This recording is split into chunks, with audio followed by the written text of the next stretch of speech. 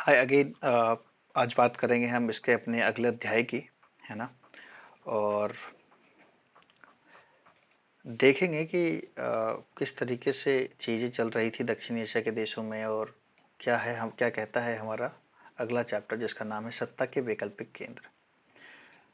वैकल्पिक केंद्र in sense ये कि अभी तक दो केंद्र होते थे सत्ता के in the cold war era, जहाँ पे एक केंद्र था हमारा सोवियत संघ और दूसरा केंद्र था हमारा अमेरिका। 1991 में क्या होता है कि अल्टीमेटली सोवियत संघ का जो है विघटन हो जाता है, और अमेरिका ही अब एक ऐसी शक्ति बचती है जो कि सत्ता का एक केंद्र है ना। तो अब हम यहाँ पे बात करेंगे कि सत्ता के और वैकल्पिक केंद्र जो हैं वो क्या हो सकते हैं। तो सबसे पहले इस चैप्टर को अगर हम देखें तो ये चैप्टर हमें ये कह रहा है कि सत्ता के वैकल्पिक केंद्र कुछ हद तक अमेरिकी प्रभुत्व को सीमित करेंगे। मतलब देखिए, सबसे ज्यादा ताकतवर अभी कौन है? अमेरिका है। तो अमेरिका जो भी चाहेगा वर्ल्ड के अंदर करेगा। तो अब हम ऐसे केंद्रों की बात करेंगे, ऐसे स्रोतों की बात करेंगे जो अमेरिका के हितों को प्रभावित कर सकते हैं या उसके फैसलों को कुछ हद तक सीमित कर सकते हैं। ठीक है। तो इसमें अलग अलग तरीके के संगठनों का उदय होता है, और यूरोप के अंदर एक तो यूरोपीय संघ बनता है, और दूसरा दक्षिण पूर्वी एशिया के अंदर आसियान देशों का उदय होता है। तो यूरोपीय संघ क्या है बेसिकली, जल्दी से कमेंट बॉक्स में बताइए, हम डिस्कस करेंगे बट ट्राई कीजिए। ठीक है। तो यूरोपीय संघ सबसे अगर हम बात करें, एक संघ का मतलब यह है कि विभिन्न राज्यों का समूह। जैसे अब एक अगर भारतीय प्रणाली की हम बात करें तो भारत एक संघ है। तो भारतीय संघ इस सेंस के अंदर है कि भारत के अंदर राज्य हैं, अलग अलग राज्य हैं। तो बहुत सारे छोटे छोटे राज्य मिलकर, है ना, और किसी एक शक्ति की बात मान रहे हैं, तो मतलब ये संघ है। इसी तरीके से जब हम यूरोपीय संघ की बात करते हैं तो यूरोप अपने आप में एक महादेश है। जैसे एशिया महादेश है, वैसे यूरोप अपने आप में एक महादेश है। लेकिन एशिया के अंदर कोई ऐसी शक्ति नहीं है जिसके आगे सबने सरेंडर कर दिया हो। लेकिन यूरोप के आगे क्या है कि यूरोप में जितने भी देश हैं, चाहे जर्मनी है, आपका फ्रांस है, ब्रिटेन है ना, तो इन सब ने अपनी शक्तियों को कुछ हद तक सीमित कर दिया है, और वो शक्तियां दे दी है किसको? यूरोपीय संघ को। बेसिकली ये जो गवर्नमेंट है, ये एक सेंटर की तरह काम करता है, पूरे यूरोपीय संघ को मॉनिटर करता है, एक तरीके से संभालता है ना। तो अब हम ये देखेंगे कि लाइक यूरोपीय संघ कितना ताकतवर है, और क्या चीजें यूरोपीय संघ कर सकता है अमेरिका के अपोजिट में। क्योंकि हमने देखा था कि अमेरिका जब चाह रहा है, जिसके ऊपर चाह रहा है हमला कर दे रहा है। तो इराक का हमने उदाहरण दिया था आपको कि इराक के ऊपर अमेरिका हमला कर देता है, और इराक ही नहीं अन्य देशों में भी अपने हिसाब से सरकारें बनाता है। ठीक है, अपने हिसाब से चीजों को मैनेज करना चाहता है। तो उसको जवाब कौन दे सकता है? तो हमने पहले भी बात करी थी कि सीधे तो जवाब कोई नहीं दे पाएगा, but it at some extent एक ऐसी शक्ति होनी चाहिए, या कोई ऐसी शक्ति होगी जो कुछ हद तक उसको जवाब दे पाए। तो उसके अंदर हम यूरोपीय संघ के जो यूरोपीय संघ का जो नेचर है उसको हम अभी कवर करने का ट्राई करेंगे। बेसिकली जब दूसरा विश्व युद्ध समाप्त होता है तो यूरोप के देश काफी अलग थलग पड़ गए थे और काफी कमजोर हो गए थे। तो फिर यूरोप के नेताओं ने सोचा कि क्या यूरोप को अपनी पुरानी दुश्मनियों को दोबारा से शुरू करना चाहिए, या फिर एक नई व्यवस्था बनाएं और अपने देश के विकास पे ध्यान केंद्रित करें। तो बिल्कुल आपने अगर गैस किया है तो सही बात है कि अ, यूरोप ने सोचा कि पुरानी दुश्मनियों को भूलकर हम एक साथ आए, यानी कि जैसे जर्मनी, फ्रांस, ये सब के सब देश एक साथ आ जाएं और आपस में साझेदारी करें और एक दूसरे की प्रगति करें। क्यों? क्योंकि 1945 तक यूरोपीय देशों ने बर्बादी को झेल चुके थे। वो अब जो एक बार बर्बाद हो जाता है ना, वो जानता है कि लाइक क्या ही स्थिति होती है देश की, है ना। तो अब जैसे आज फॉर एग्जांपल छोटी छोटी बात होती है तो हम लोग बहुत गुस्सा हो जाते हैं कि यार ठीक है, आप पाकिस्तान पे हमला क्यों नहीं कर देते हैं। बट जब ये लड़ाई होती है और जो देश लड़ाई कर चुके होते हैं उन्हें पता होता है कि लड़ाई की क्या कीमत उन्हें चुकानी पड़ती है ना। तो यही कारण था कि यूरोप ने अपनी बर्बादी बर्बादी को पहले देख लिया था, और उस बर्बादी से उन्होंने सीखा था, और उन्होंने डिसाइड किया कि हम अब जो है लड़ाई नहीं करेंगे, एटलीस्ट साफ मिलजुल के रहेंगे। और यही कारण था, और सबसे बड़ी बात है कि यहाँ पे शीत युद्ध भी चल रहा है ना, तो अल्टीमेटली ये दोनों लड़ नहीं रहे हैं, हथियारों से नहीं लड़ रहे हैं। और हम जानते हैं कि ज्यादातर यूरोप जो है वो पूंजीवादी व्यवस्था के साथ में चला गया है। तो अब अगर आप पूंजीवाद के पास में हैं तो क्या हो रहा है कि पूंजीवाद आपकी मदद कर रहा है। अब हर एक देश, जैसे हमने देखा था कि सोवियत संघ अपने पिछलग्गू देशों के ऊपर बहुत ज्यादा खर्चा कर रहा था अपने पैसे, तो वैसे ही यूरोप के ऊपर भी खर्चा किया जा रहा है, क्योंकि यूरोप जो है एक व्यवस्था के साथ में है। तो यूरोप ने अमेरिका का साथ चुना, और यही कारण था कि यूरोप की अर्थव्यवस्था के पुनर्गठन के लिए अमेरिका ने जबरदस्त मदद की, है ना। और सबसे बड़ी बात यह कि मार्शल योजना एक तरीके से के तहत 1948 के अंदर यूरोपीय आर्थिक सहयोग संगठन की स्थापना की गई। इसका मतलब ये था कि अब यूरोप के जो देश हैं वो आपस में एक दूसरों का आर्थिक सहयोग करेंगे, और इससे भी यूरोप के देशों की काफी आर्थिक मदद हुई। तो अब धीरे धीरे मतलब यूरोप भी एक मंच बनता चला गया, एक ताकत का केंद्र बनता चला गया। और धीरे धीरे करके यूरोप की इन मंचों ने क्या किया कि यूरोप के विभिन्न देशों को करीब लाया। तो इससे क्या हुआ कि अब ये देश एक साथ आके एक दूसरे की मदद करने लग गए। ठीक है, फॉर एग्जाम्पल मदद का मतलब ये होता है, फॉर एग्जाम्पल कि मैंने एक तकनीक विकसित करी है तो मैं उसे दूसरे देशों के साथ शेयर कर दूंगा, है ना।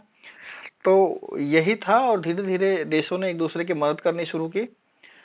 और 1949 में फिर यूरोपीय परिषद बना, यूरोपीय परिषद बनता है। और ये एक अगला कदम था इनके आपस के सहयोग के मामले में। फाइनली इन्होंने क्या किया कि एक यूरोपीय संघ नाम की एक संस्था बनाई, जो इनिशियली इसलिए बना था कि हम सारे के सारे देश मिलके एक दूसरे का आर्थिक सहयोग करेंगे और एक दूसरे के विकास को बढ़ाने की कोशिश करेंगे। बट धीरे धीरे ये जो संगठन है वो राजनीतिक होता चला गया। और आज के टाइम में यूरोपीय संघ क्या है, तो आज के टाइम में अगर आप यहाँ पे देख पा रहे होंगे तो यूरोपीय संघ एक विशाल जो है राज्य है, राज्य जैसे इंडिया। अभी आप स्टार्स देख रहे हैं, 1 2 3 4 5 6 7 8 9 10 11 12। तो ये 12 स्टार्स नहीं है, बल्कि ये 12 अलग अलग देश हैं, और एक ये इनका कॉमन झंडा है।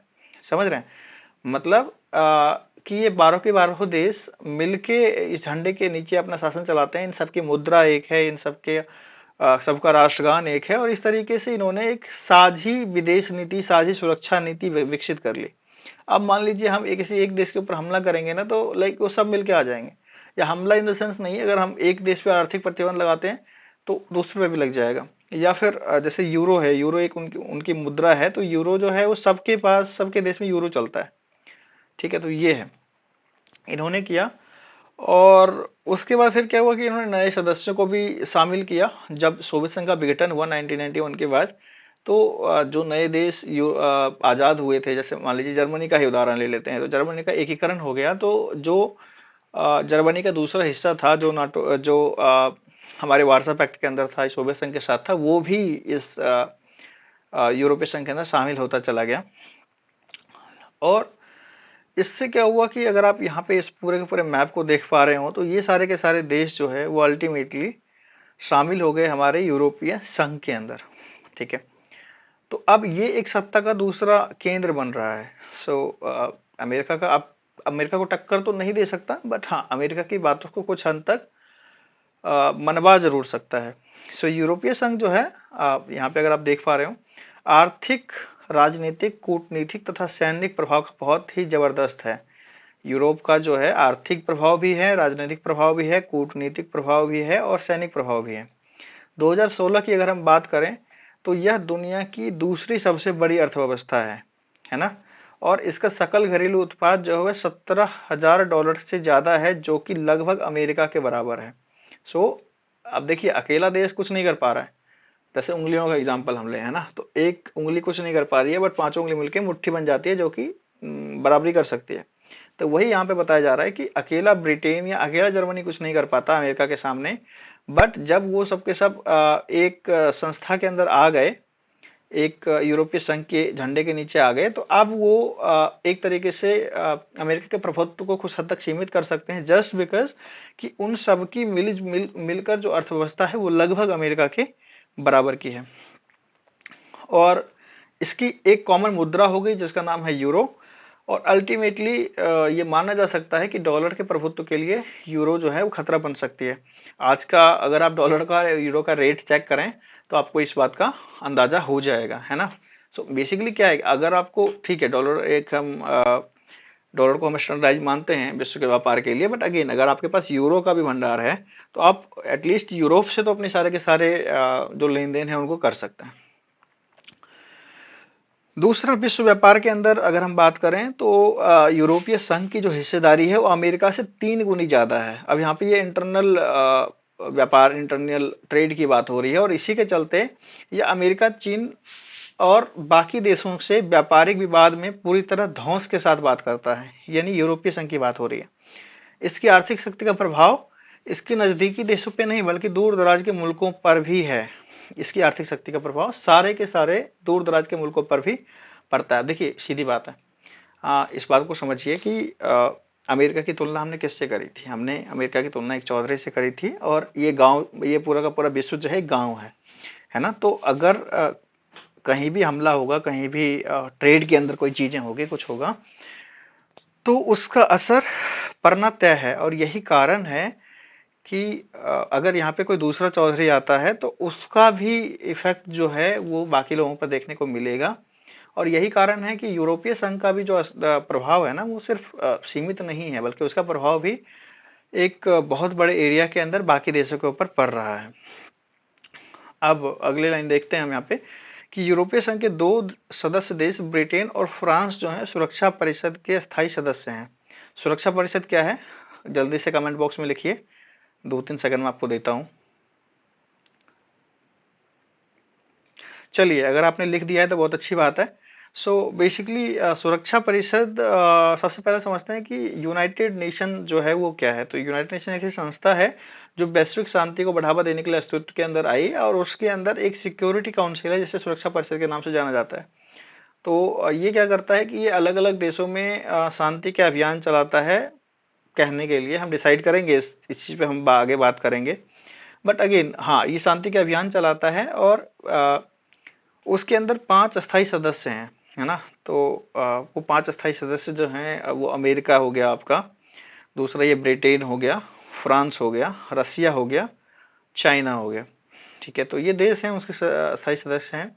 और इसमें 2 सदस्य देश तो सिर्फ यूरोपीय संघ से आ रहे हैं।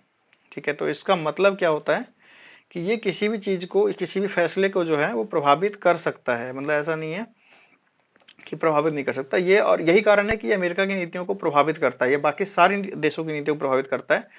मतलब ये कि देखिए सीधा छोटा सा मैं आपको एग्जांपल समझा देता हूँ जाते जाते, कि मान लीजिए इराक पे हमला करना है। अब अमेरिका बहुत ताकतवर है, बट अगेन वो खुद से हमला नहीं करेगा। इसका एक एग्जाम्पल देता हूं मैं। आप लोग स्कूल में पढ़ते होंगे, आप लोग मेरे ख्याल से 12वीं के विद्यार्थी हैं। तो 12वीं के अंदर क्या हो रहा है कि आप ये मान लीजिए कि आपका स्कूल प्राइवेट है और बहुत स्ट्रिक्ट है ना। लेकिन वहां पे एक आपकी क्लास का मॉनिटर है जिसकी हर चीज के अंदर चलती है। मॉनिटर भी और आप सबसे, मान लीजिए आप सबसे कमजोर विद्यार्थी हैं, या मतलब शारीरिक फिजिकली आप कमजोर विद्यार्थी हैं, तो मॉनिटर चाहे तो आपको आके पीट सकता है ना। लेकिन वो आपको नहीं पीटेगा। इसका रीजन ये है कि उसको एक एक संस्था की जो है, या फिर आप ये कह सकते हैं कि लॉजिक चाहिए कि वो आपको क्यों पीटेगा, है ना। वो आपको पीटना चाहता है, बट वो आपको पीटने के लिए एक चीज ढूंढ रहा है, एक रीजन ढूंढ रहा है, जिस रीजन के चलते वो आपको पीटेगा, है ना। और उस चीज के कारण उसको परमिशन चाहिए होती है ना। अब अगर उसके 2 दोस्त या उसके 3 दोस्त उसे मना कर देते हैं तो वो ऐसा नहीं कर पाएगा। तो यही सुरक्षा परिषद है जहां पे टोटल 5 सदस्य हैं, पांचों के पास वीटो का अधिकार है। अगर कोई एक भी देश यह कहेगा कि हमला नहीं करना चाहिए तो वो जो है वहां से प्रस्ताव पास नहीं होगा। और उसके बाद भी अगर वो देश ऐसी कार्रवाई करता है, अमेरिका ऐसी कार्रवाई करता है, या कोई भी देश ऐसी कार्रवाई करता है, तो वह दूसरों की नजर में अमान्य माना जाएगा, क्योंकि सुरक्षा परिषद ने उसे इस कार्य की इजाजत नहीं दी थी, है ना। तो यही कारण है कि, और यहाँ पे 2 देश तो यूरोपीय संघ के हैं, तो अल्टीमेटली ये अगर इनके ये अगर वीटो कर देते हैं तो कोई भी जो प्रस्ताव है सुरक्षा परिषद से पास नहीं हो सकता। तो अल्टीमेटली ये बहुत ज़्यादा शक्ति देता है इन दो देशों को, यूरोपीय परिषद के अंदर चीज़ों को अपने हिसाब से करने की, है ना। और फिर इसके बाद फिर हम देखते हैं कि सैनिक ताकत कितनी है यूरोपीय संघ के पास। सो यहाँ पे जो कि हम देख पा रहे हैं कि इसके पास दुनिया की सबसे बड़ी दूसरी सेना है, और इसका रक्षा बजट जो है अमेरिका के बाद सबसे ज्यादा है। तो सबसे ज्यादा अमेरिका है ही, बट हाँ सबसे ज्यादा उसकी सेकंड नंबर पे ये यूरोपीय संघ आता है। इनके दो देश ब्रिटेन और फ्रांस के पास परमाणु हथियार हैं, और अनुमान है कि इनके जखीरे में कम से कम 550 परमाणु हथियार शामिल हैं। इंडिया के पास कितना है ऑलमोस्ट, कमेंट करके बताइए, ठीक है। बाकी मैं जाते जाते इसका भी जवाब दे दूंगा आपको कि कितना है, ठीक है। तो अंतरिक्ष विज्ञान और संचार प्रौद्योगिकी के मामले में भी यूरोपीय संघ का दूसरा स्थान है। आप कुल मिला के बात समझिए कि अगर एक साइड पे अमेरिका है, तो यहाँ पे एक दूसरी शक्ति जो है वो यूरोपीय संघ हो सकता है, बस शर्ते इसके अंदर अलग अलग देश डटे रहें, इसके अंदर अलग अलग देश आ जाएं, है ना। तो ये बात है, तो ये सब मिलके इतना है और ये अकेला इतना है। हालांकि अमेरिका के अंदर भी 50 अलग अलग स्टेट्स हैं, ठीक है। तो ये चीजें हैं, अमेरिका के जो स्टेट्स हैं वो भी अमेरिका से अलग हो सकते हैं संविधान के हिसाब से, और ये भी हो सकते हैं। तो आप कह सकते हैं कि अगर ये दोनों के दोनों देश एक ही तरीके से काम कर रहे हैं, तो हाँ मतलब दोनों एक दूसरे के कॉम्पिटिटर हैं, है ना। और फिर क्या देखते हैं कि इसकी सीमाएं क्या है। तो हमने अभी तक देखा कि लाइक अब यूरोपीय संघ किस किस चीज में ताकतवर है, एक बार अगर रिवाइज करें तो सबसे ज्यादा सेकंड नंबर पर मिलिट्री का खर्च ये कर रहा है। इसके दो देश सुरक्षा परिषद में सदस्य हैं, इनके दो देश के पास परमाणु हथियार हैं, है ना। मार्केटिंग में ये सबसे बड़ा है, ठीक है, इनके इनके पास सबसे ज्यादा व्यापार होता है, ठीक है। माफी चाहता हूँ। तो ये चीजें हो रही है एक तरीके से यूरोपीय संघ के अंदर। तो इस हिसाब से तो यूरोपीय संघ दूसरा अमेरिका हो गया, या ये कह सकते हैं कि दूसरा ऐसा देश हो गया जहां पे शक्ति का केंद्रीकरण है। लेकिन इसकी सीमाएं क्या है, तो जैसे हमने ये देखा था कि अमेरिका के अंदर उसकी शक्तियों की क्या सीमाएं हैं, संसद, क्योंकि संसद जो है वो राष्ट्रपति के निरंकुश शासन को रोकती है एक हद तक।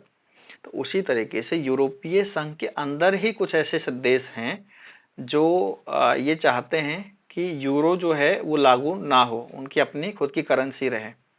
आप समझिए, मैं एक बात को अगर यहाँ पे से थोड़ा सा आपको समझाऊं, अब आप कहेंगे कि यार ये देश क्या पागल हैं, है ना, क्या ये देश पागल हैं कि ऐसी बात कर रहे हैं जब ये मिलके सबसे मजबूत हो सकते हैं। बट अल्टीमेटली अगर आप इसके दूसरे पक्ष को देखें तो आपको ये पता लगेगा कि यार आप आजाद देश थे, है ना। आप आजाद देश थे, आप अपनी चीजें अपने हिसाब से कर रहे थे, आपकी अपनी मुद्रा थी जिसे आप अपने हिसाब से कंट्रोल करना चाहते थे। बट अल्टीमेटली आपने क्या किया, अपनी आपने वो पावर उठा के किसी और को दे दी, एक सेंटर को दे दी, और वो सेंटर चीजें मैनेज कर रहा है। तो अब आपके पास उतनी छूट नहीं है। तो बेशक लाइक आप ज्यादा सुरक्षित हैं, लेकिन आपको लगेगा कि यार मैं खुद से चीजें क्यों नहीं मैनेज कर पा रहा हूं, है ना। तो ये इन देशों का तर्क भी अपनी जगह इसीलिए सही है। और ये लोग नहीं चाहते कि यूरो जो है वो देश का मतलब वो हमारे हमारी मुद्रा बन जाए, जिसके अंदर डेनमार्क है, स्वीडन है। और इसने साझी यूरोपीय मुद्रा को मानने से इनकार कर दिया, इसका प्रतिरोध किया, ठीक है। और इससे क्या होता है कि फिर विदेशी रक्षा के मामले में इसके काम करने की जो क्षमता है वो सीमित होती है। अच्छा, अगर आज के हम एग्जाम्पल दें तो आज हम ये देख रहे हैं कि यूक्रेन जो है वो उस पर हमला कर दिया गया है रशिया के द्वारा, और अल्टीमेटली कोई और देश नहीं आ पा रहा सामने। रीजन ये यूक्रेन भी तो यूरोपीय संघ का एक देश है ना। तो ये खुद से, ये कोई सैनिक संधि नहीं थी। बेसिकली एक बात को समझिए यहाँ पे कि अगर हम अमेरिका की संधि की बात करते हैं वो है नाटो, है ना, ये नाटो। तो नाटो क्या है कि नाटो एक ऐसे देशों का समूह है जिनके जिनकी संधि ही ये है कि भैया अगर आप मेरे पे हमला करोगे तो हम सारे के सारे देश मिलके आपको ये समझेंगे कि आप हम पे हमला कर रहे हो, और सारे के सारे देश मिलके हम आपको जवाब देंगे। लेकिन यूरोपीय संघ जो है वो इस अस्तित्व के साथ सामने आया कि हम आपस में आर्थिक सहयोग करेंगे, हम लड़ाई नहीं करेंगे, या हम लड़ाई में साथ नहीं देंगे, देंगे हो सकता है, डिपेंड करता है। बट इनका प्राथमिक मतलब मत ये नहीं है कि हम आपको लड़ाई में हथियार देंगे या हमारे देश के नागरिक लड़ने जाएंगे।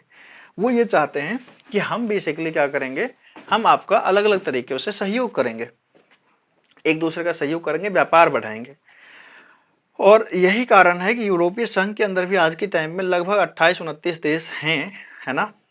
शायद शायद 27 हैं, एक ब्रिटेन मेरे ख्याल से अलग हो गया है। तो वो आप चेक कीजिएगा कि कौन सा देश अलग हुआ है और कमेंट बॉक्स में लिखिएगा जरूर।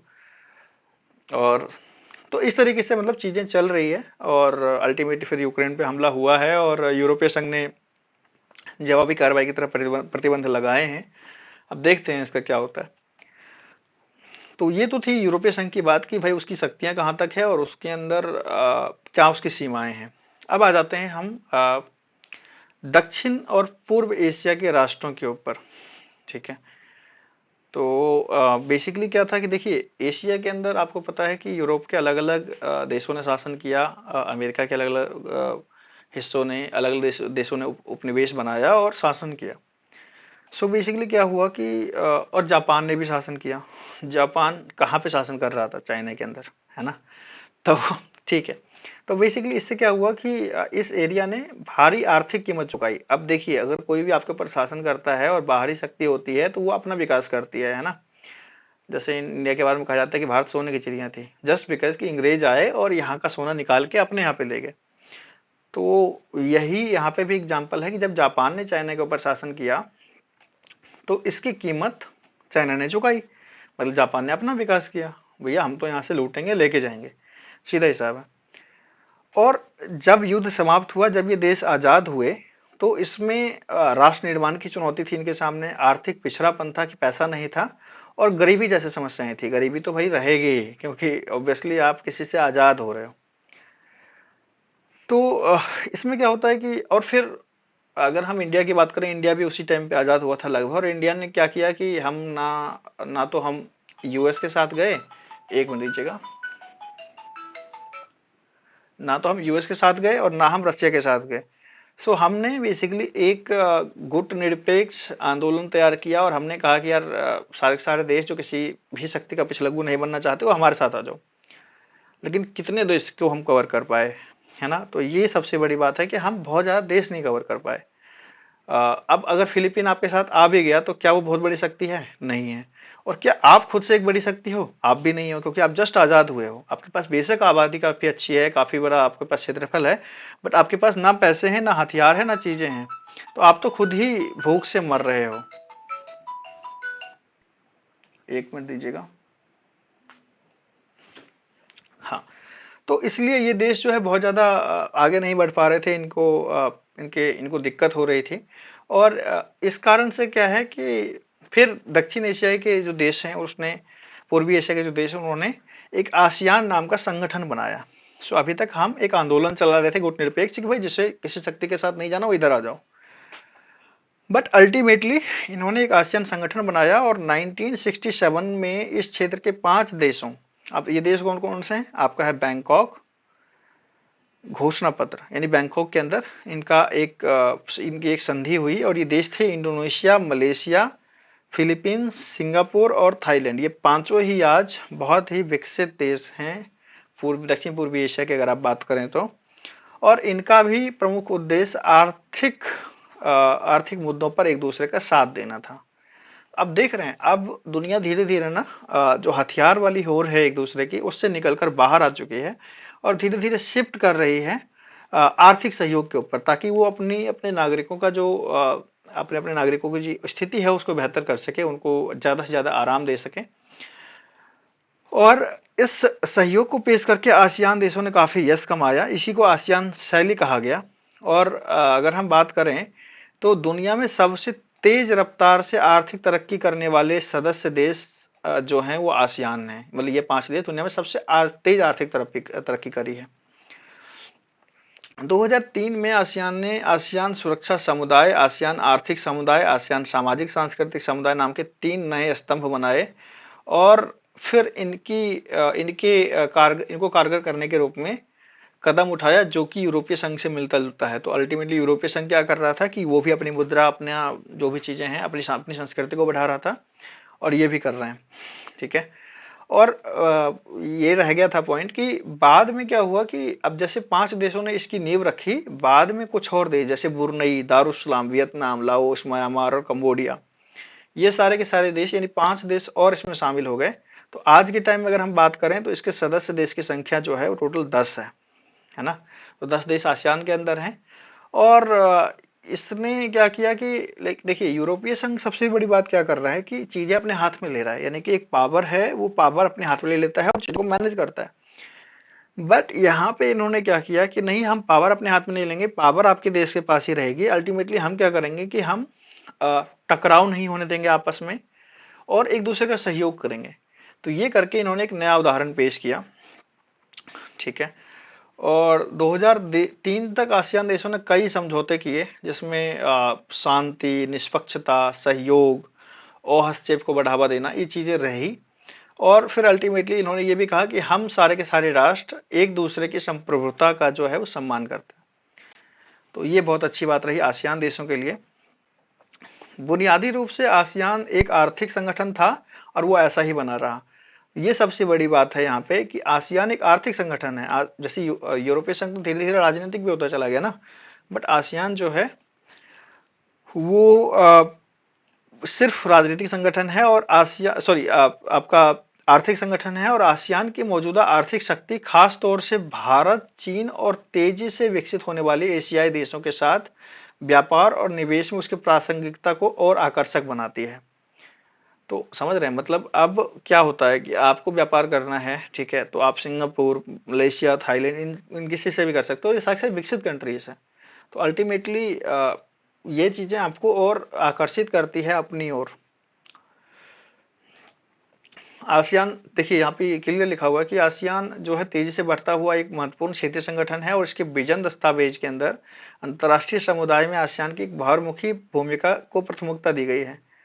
तो अल्टीमेटली ये चाह रहे हैं कि हम आर्थिक क्षेत्र में सबके साथ आएं और ज्यादा से ज्यादा विकास करें, अपने देश का ज्यादा से ज्यादा विकास करें और आपस में एक दूसरे के साथ समान बर्ताव करें। तो यही इनका लक्ष्य था।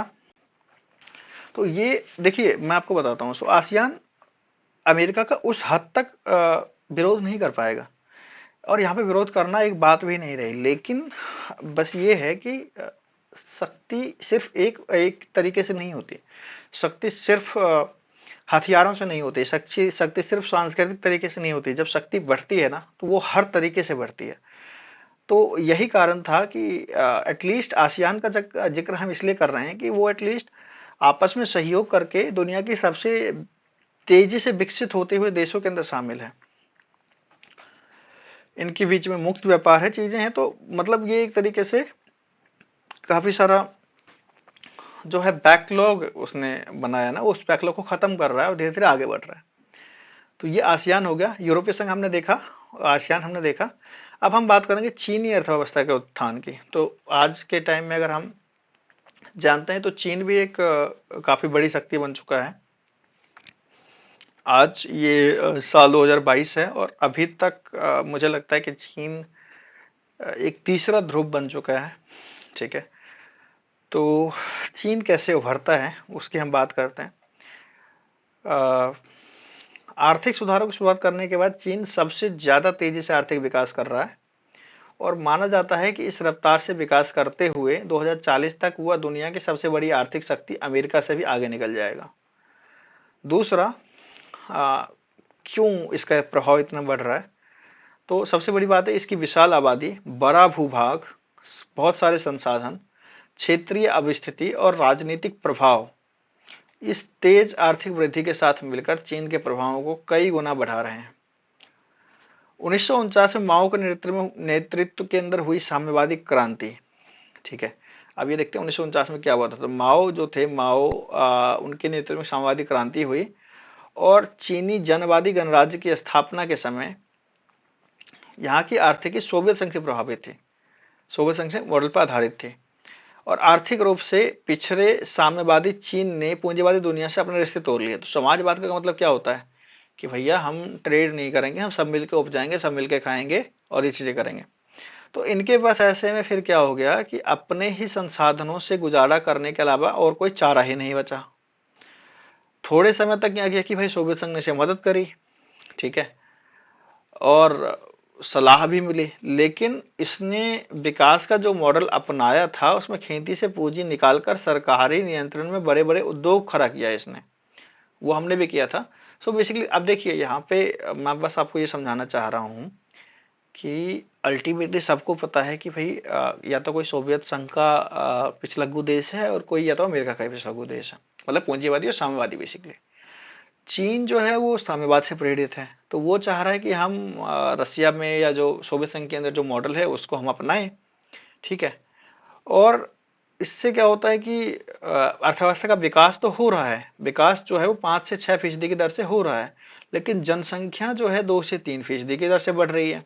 और इसके कारण क्या हो रहा है कि आबादी इतनी तेज, मतलब आबादी ज्यादा बढ़ रही है और पैसे कम तेजी से बढ़ रहे हैं। मतलब फॉर एग्जाम्पल अगर हम सीधी बात करें, मान लीजिए आप साल के 10,000 रुपए कमाते हैं और साल में आपकी सैलरी 1,000 रुपये बढ़ती है, तो आपका जो मतलब आपकी जो विकास दर है वो 10% की है, जो कि काफी अच्छी है। लेकिन कल के लिए ये मान लीजिए कि अगर अ, महंगाई की जो दर है वो 15% से बढ़ने लग जाए, तो अल्टीमेटली आप गरीब होते जाएंगे। तो यही वहां पे हो रहा था कि खेती की जो पैदावार थी वो उद्योगों की पूरी जरूरत के लायक अधिशेष नहीं दे रही थी, और इस तरीके से लोग जो है वहां पे भूखे रह रहे थे, उनके पास पैसा नहीं था, बहुत सारी दिक्कतें थी। तो चीन ने क्या किया कि 1970 के दशक में नीतिगत निर्णय लिए। नीतिगत मतलब ये हमने क्या किया, देखिए मैं बताता हूँ। इंडिया ने 1991 के अंदर अपने आप को मुक्त व्यापार पे जोड़ दिया। उससे पहले हम भी अपने अंदर रहते थे। जब तक आप बाहर से सहायता नहीं लेंगे तब तक आप कैसे कुछ चीज कर पाएंगे, है ना।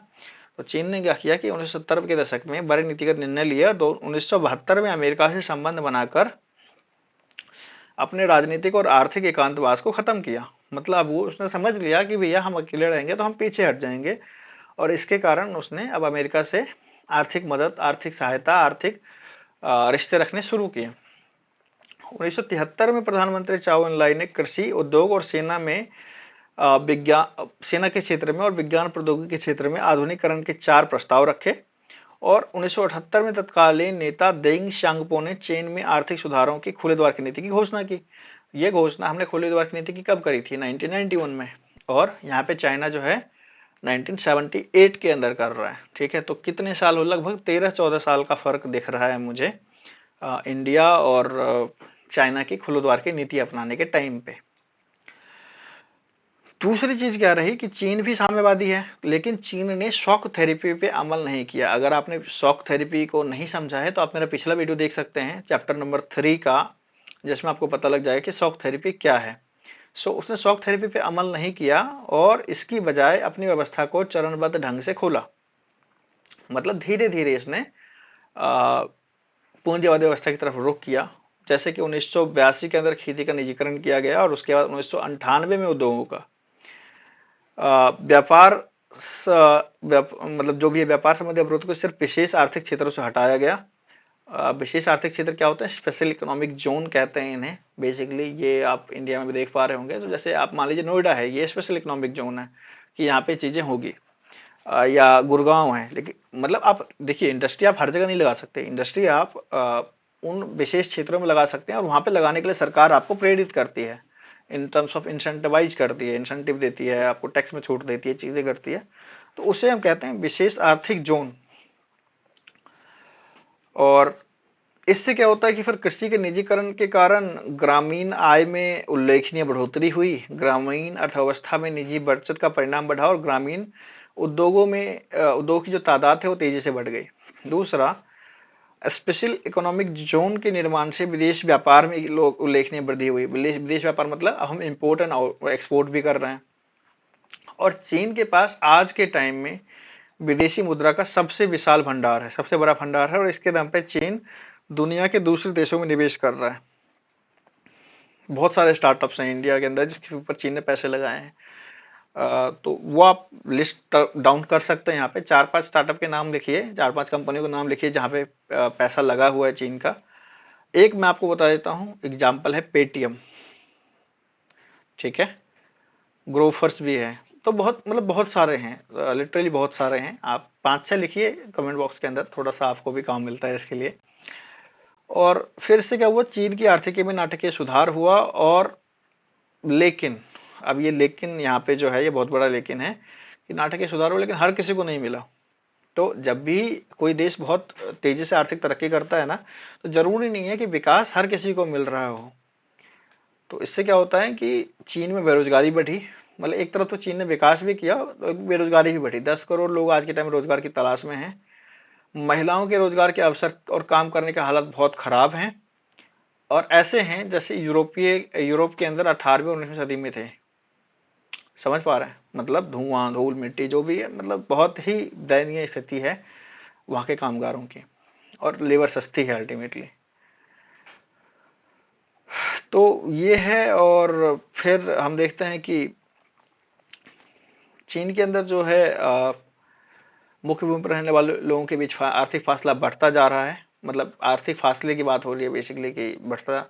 हालांकि क्षेत्रीय और वैश्विक स्तर पर चीन एक जबरदस्त आर्थिक शक्ति बनकर उभरा है, लेकिन क्योंकि उसने बहुत पैसा कमाया, बहुत हथियार इकट्ठे किए, बहुत अच्छा व्यापार बनाया, कि वो एक जबरदस्त आर्थिक शक्ति बनकर उभरा है। कहाँ पे? क्षेत्रीय और वैश्विक स्तर के ऊपर। और दुनिया के सारे दोस्त अब उसका लोहा मानते हैं। चीन की अर्थव्यवस्था जो है उसका जुड़ाव और पारस्परिक निर्भरता ने अब यह स्थिति बना दी है कि अपनी व्यावसायिक साझेदारों पर चीन का जबरदस्त प्रभाव हो चुका है। इंडिया के बारे में समझते हैं, इंडिया का ज्यादातर इंपोर्ट जो होता है वो चाइना से होता है। तो इसका सीधा एग्जाम्पल आप इंडिया के बारे में ले कि हम चाह के भी, हमारे साथ लड़ाई हो रही है, चीजें हो रही है, लेकिन हम चाह के भी उस चीज को हम खत्म नहीं कर पा रहे। और ये कार्टून अगर आप देख रहे हो, ये कम्युनिस्ट है, ये और ये डॉलर है। मतलब चीन एक ऐसी साइकिल बन चुका है जो दोनों व्यवस्थाओं को साथ में लेके चल रहा है। ये चीजें हैं। अच्छा, अब भारत और चीन के क्या संबंध है? ये मैं आपको बहुत शॉर्ट के अंदर स्टोरी सुना देता हूँ। बेसिकली देखिए, भारत और चीन अलग अलग बहुत बड़े बड़े देश थे, और इनके अपने अपने साम्राज्य थे। पश्चिमी साम्राज्यवाद का जब उदय हुआ, जब अमेरिका अस्तित्व में आया और बहुत बड़ी शक्ति बनकर उभरा, उससे पहले ये दोनों जो देश थे, इनका एशिया के ऊपर बहुत बहुत ज्यादा प्रभाव था। बहुत बड़े देश ये माने जाते थे, और जो छोटे छोटे आसपास के देश थे वो इन्हें थोड़ा बहुत पैसा, थोड़ा बहुत नजराना देके शांति से रह लेते थे, और ये लोग उनको सुरक्षा का वादा करते थे। अल्टीमेटली क्या हुआ कि जो है ये दोनों, भारत और चीन कभी आपस में नहीं टकराए, और ये दोनों अलग अलग रहे। तो ये दोनों एक दूसरे को बहुत ज्यादा नहीं जानते थे। अब जब 1950 का टाइम आता है, जब इंडिया आजाद होता है, जब चाइना भी धीरे धीरे अपनी इकोनॉमी को खोल रहा होता है, तो इन दोनों ने एक दूसरे को पहली बार समझा। और फिर इनके बीच में क्या हुआ कि स्टार्टिंग में तो इन्होंने कोशिश करी कि लाइक हम भाई भाई रहेंगे, ये आप देख पा रहे होंगे, हम शांति से रहेंगे, आपस में एक दूसरे का सहयोग करेंगे। लेकिन आजादी के बाद क्या हुआ कि 1950 के आसपास तिब्बत को हड़प लिया गया चीन के द्वारा, और उसकी भारत तथा चीन की सीमा पर चीन ने बस्तियां बनाने का फैसला लिया, जिससे क्या हुआ कि इनके जो संबंध है वो आपस में काफी ज्यादा खराब हो गए। आज के टाइम में क्या है कि जो चाइना है वो अक्साई चीन के क्षेत्र पर, लद्दाख के क्षेत्र पर, अरुणाचल प्रदेश के क्षेत्र में अपना दावा करता है। और इसी प्रतिस्पर्धा, और भारत भारत के नियंत्रण में है ये चीजें। तो इसी दावों के चक्कर में 1962 में इन दोनों की लड़ाई हो गई, और उसमें भारत की हार हुई, हम सबको पता है। 1976 तक दोनों देश के बीच कूटनीतिक संबंध समाप्त रहे, पर धीरे धीरे फिर ये दोनों के दोनों देश एक दूसरे के करीब आए। आज की अगर हम बात करें तो व्यापार, जो इंपोर्ट है भारत का, सबसे ज्यादा चाइना से होता है, सबसे ज्यादा चाइना से होता है। और जो कि 1999 के बाद 30% सालाना की गति से बढ़ रहा है, और अब तो लगभग 40% की गति से बढ़ रहा होगा 2022 की अगर हम बात करें तो। और इससे क्या है, फिर चीन के साथ संबंधों में गर्मजोशी आई है। बट पिछले हाल के अगर 1-2 वर्ष की आप बात करें, जो कि इस किताब में नहीं दिया गया है कि डोकलाम के अंदर क्या हुआ है, लद्दाख के अंदर क्या हुआ है, तो अल्टीमेटली ट्रेड के स्तर पे ट्रेड तो चल ही रहा है, बट दैट इज समथिंग कि राजनीतिक स्तर पे या जनता की नजर में दोनों ही देश एक दूसरे पर विश्वास नहीं करते हैं। हालांकि अब यहाँ के नेता और अधिकारी अक्सर दिल्ली और बीजिंग का दौरा करते रहते हैं। तो कोशिश की जा रही है कि इनके बीच संबंध को समान बनाया जाए, और इस तरीके से ये चल रही है। एक चीज मैं आपको कंफर्म करता हूं यहाँ पे कि देखिए, इस किताब में, ये किताब काफी पहले लिखी गई है, तो इस किताब में बहुत सारी चीजें ऐसी नहीं है जो इस किताब के अंदर मेंशन हो। लेकिन आपको किताब के हिसाब से नहीं चलना है, आपको चलना है आज की सिचुएशन के हिसाब से। अगर आप आज की सिचुएशन के बारे में लिखेंगे ना, तो जो आपके एग्जामिनर हैं वो आपको बेटर मार्क्स देंगे, ज्यादा मार्क्स देंगे। तो यही कारण है कि अब डोकलाम का जिक्र इसमें नहीं है, बट आप कर सकते हैं, आप बिल्कुल कर सकते हैं अपने एग्जाम्स के अंदर अगर ऐसा कुछ आता है तो। और फिर ये चैप्टर यहाँ पे ख़त्म हो रहा है ना। विल मीट अगेन जल्दी ही नए चैप्टर के साथ। Thank you so much. अगर आपने अभी तक चैनल को सब्सक्राइब नहीं किया है तो अब कर लीजिए, है ना, टाइम आ गया है। क्योंकि मैं ट्राई कर रहा हूँ कि मैं ज़्यादा से ज़्यादा ऐसी कंटेंट आपके सामने लेके आऊँ। और मिलते हैं, बाय बाय।